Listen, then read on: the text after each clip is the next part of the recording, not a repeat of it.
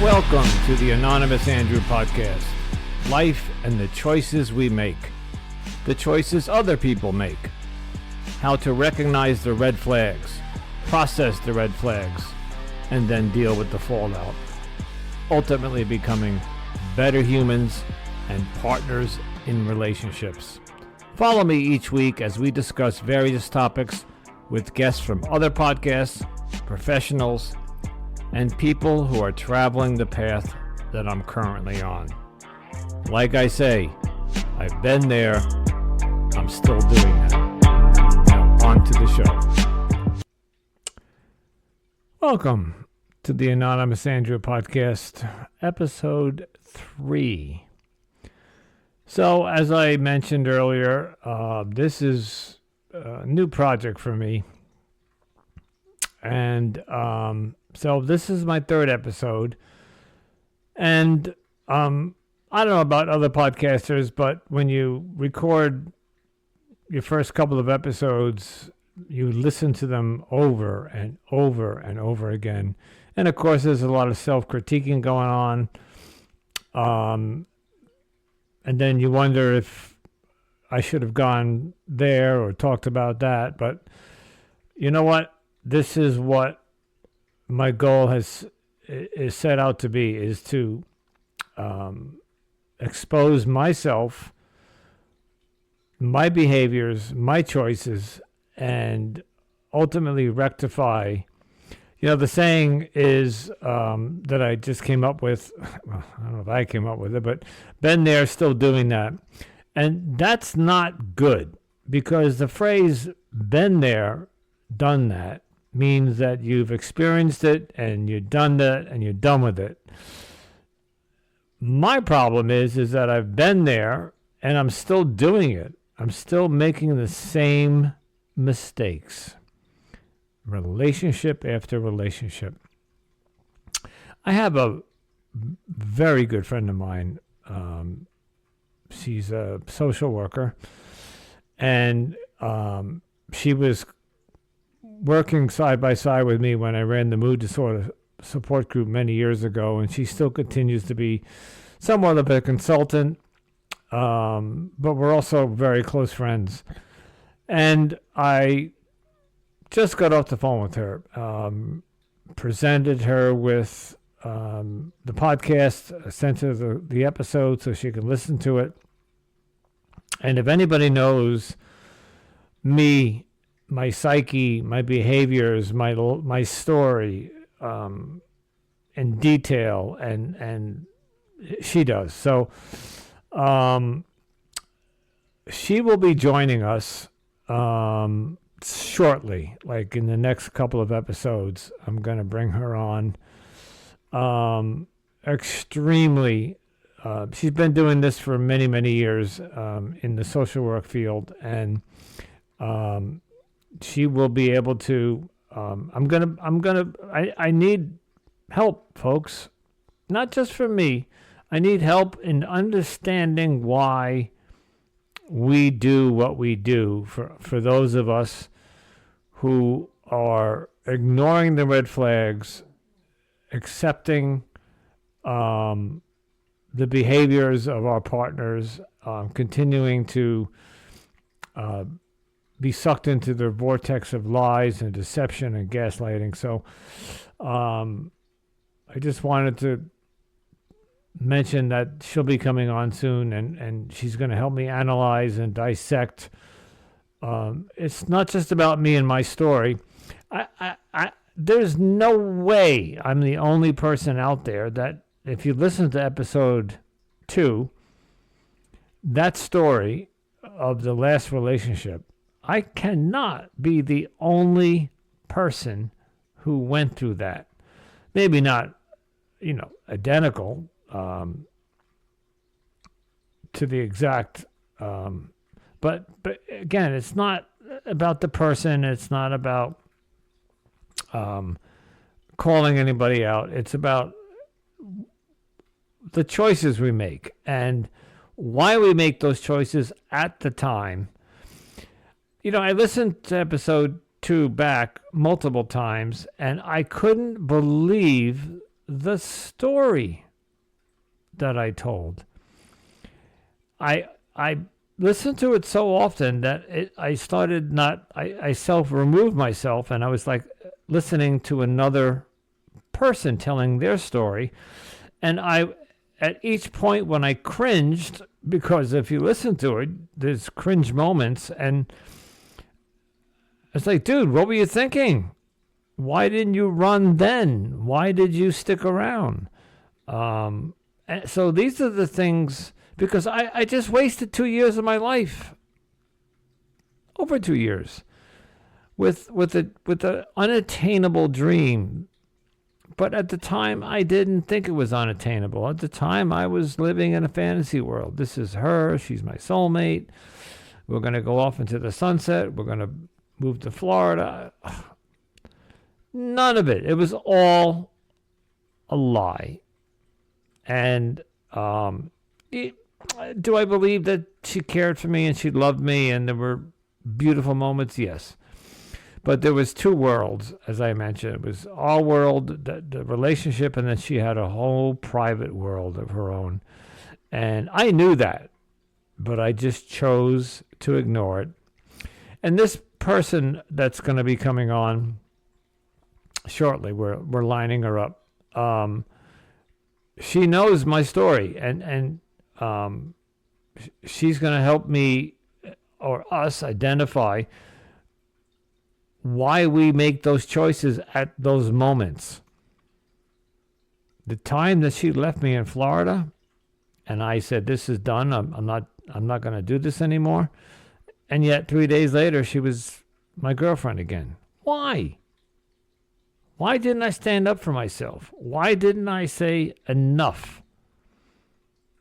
Because she came down here and in her own manipulative, codependent, put any label you want on it, in her own way, she talked herself back into my life. And why? Because she was finally free of me. Because there had been so many times during the relationship that she said to me, "I do not want to be in this relationship anymore." It didn't serve her purpose, or she got what she needed from me. Or, we don't know. We'll never know. But I took her back after the Florida. I took her back after discovering that she was sleeping with other men, and so forth and so on. So we're going to be examining these red flags and behaviors and gaslighting, and why we, in the moment, choose to just not see what's really going on in front of us. What I would like from you as my audience is, if you heard my second episode, the red flags, I want to hear if you've had similar behaviors. They don't have to be exact. They don't have to be, the exact same things that I experienced. Or they can. I just want to know that there's other people out there, male or female, that are in a relationship, that their gut, their intuition, their something inside them is telling them that this isn't normal. But we choose to ignore that. And that's typical in the gaslighting area, when you look at something and say this isn't right, and especially if you confront the person and they give you either a non-answer, a convoluted answer, a straight up lie. After you're with somebody for a while, you know the lies, and you can tell when somebody's lying straight to you. In the example, when I took her out for her birthday and she wanted me to take her home to go mail some documents, but I couldn't go with her. I on the car ride up, and when I dropped her off at her house and I went to Chili's, I knew And then, of course, when we got to Staples that day, and I said, "Is this the UPS center you came to mail your documents?" And she pulled me away. These are the things that are waving red flags of a lie. It's a straight up lie. Anyway, I want to hear from you. I want to hear your story. So, yes, down below there'll be my contact information. I am on Instagram now, Anonymous Andrew Podcast. You can find me there. I have a Gmail account, anonymousandrewpodcast@gmail.com. Reach out to me. If you have a similar story, I will have you on. You can tell us your story. We're going to dive into this for a few episodes. I need to establish why I keep doing this. I keep getting into relationships, choosing the wrong women, and finding myself repeating the same patterns. And again, here's what the cliche. Repeating the same thing over and over again, expecting different results, is the definition of insanity. So I'm finally learning now to say no. I recently, about 2 months ago, I'll admit I had a weak moment, and I jumped onto a dating app, and I found somebody, because my pattern of behavior after a breakup is to jump into another relationship, which will almost instantly distract you from the grief that you should be processing, distract you from the emotional hurt, the heartbreak. Anyway, I was dating this woman 3 dates, and on the second or third date, I was told that she was still married. Wasn't in her profile. And she tells me that they're not even separated, legally separated, and that the husband is still around the children because he's the father, and he has access. This is not. It might work for them. And congratulations for being a good father and wanting to be in the children's lives. But when I asked her why she didn't get divorced, I got the answer that you hear today from everybody. Oh, it's financially easier to stay married. I am not going to date somebody when they're still attached to, whether it's just because of a document, a marriage document, or the ex is in and out of the house. He had a key to the house. I think he lived around the corner. This is not the kind of person. So the point I'm getting at here is that I said to her, "Thank you for the 3 dates. I enjoyed your company, but I'm going to move on." And I didn't move on. I stopped dating. I am going to be single for a while. I'm going to work on my issues here about why I choose the wrong women, why I allow them to be blinded by love, ignore the character defects, especially when they're blaring in the beginning, like I live with my ex-husband. No. I'm not going to get involved with a woman who's still married, or even if they're legally separated, but it's going to take 6 months to a year for the divorce to go through. No, I'm sorry. I've been divorced since 1993, and if the next woman I start dating will be single. She could be divorced, she could be single, she could have never been married, but she will not have any ex in her life. And I'm at the age where if they have children, they should be adult children, and the father doesn't need to come over the house frequently. The children should be living on their own, having their own life, and having their own relationships with their own father on their own time. the woman should not have any contact. And listen, there's a podcast, there's a gentleman I listen to, and he talks about that he's very good friends with his ex-wife. But I don't think, well, actually, I think they do. They go out on double dates. But the ex-wife, I think, is remarried or something. So that's okay. It's just not dating a woman who's still somehow attached to the ex. That was the first red flag that I got in this last relationship. These are the behaviors of the women that I'm choosing to ignore, or choosing the wrong women, and the behaviors that I'm choosing to ignore.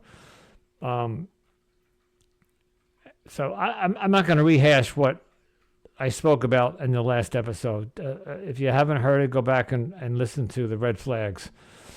So yeah, I'm lining up some professionals to come on and talk to us about why we choose to ignore these character defects, especially in the honeymoon period. You're dating somebody, and maybe you decide to pursue a relationship with them, and 3 months later, the honeymoon period starts to fizzle out, and their true colors start coming out. Now, the term true colors means that the facade that we put on when we're dating, we're on our best behavior, that we relax that after the honeymoon period, and our true personalities come out. I'm not saying it's bad. Their true colors doesn't mean that you're a bad person, but their real persona emerges. And it could be fine. It could be a wonderful person underneath there. In my case, I got to be careful again. It was from the beginning. I got 3 or 4 major red flags in the first month, and I should have had, no, I'm going to say it. I should have had the balls to walk away. As beautiful as she was, and as, I'll say it again, codependent and desperate to be in a relationship because I didn't want to be alone, especially at my age. I should have walked away. And and if you listen to the episode, I talk about the trip to Florida she made, and I called her out on it, and she said to me, well, if you don't want me, there's plenty of men that will take your place. I should have said, fine. And that was a FaceTime call, and I should have said, then go get those men and have a good time. Because it comes down to my self-worth. I deserve better. A woman you're dating, if you call her out on her behavior early in the relationship because it's inappropriate, and she says to you, well, if you don't like it, there's other men that will replace you, then I should have said, then please replace me. I did not say that. I backed down. I tried to establish a boundary and put my foot down, and I backed away because I was afraid to lose her. And you know what? In the end, I lost her. It's over 4 months ago. And it wasn't over peacefully. It blew up. So these are the things that, when I look back, 2 years plus I wasted with this woman. Wasted. Yes, there were trips and days and adventures and experiences we had together that were just wonderful, and I will never forget them. I was going through my phone the other day, and I have 800 pictures of her and I over the 2 years. What am I going to do with these pictures? Yeah, I know. A therapist or somebody would just say, just delete them. I'm not able to do that yet. But anyway, I lost my train of thought why I brought that up. But So, okay, we're going to be doing. I'm literally producing this by myself, so I'm lining up people to come talk to us about these, and then once we tackle this, the red flags and how to identify them and how to change our behaviors as the gaslit partner and learn to set boundaries. We're going to move on to other topics, many different things. Again, I would love to hear from you. So shoot me an email, shoot me a DM. Let's hear your story. If you give me a review, I'll read it on the air. But let's fix this together. Okay. And go to my Instagram account, follow me. And of course, I have another one that's a tarot account. If you're into tarot cards, you can follow me on Tarot by Andres. All right, folks. Thanks for listening again. Anonymous Andrew Podcast, signing off saying, if it feels good, do it. But please choose wisely.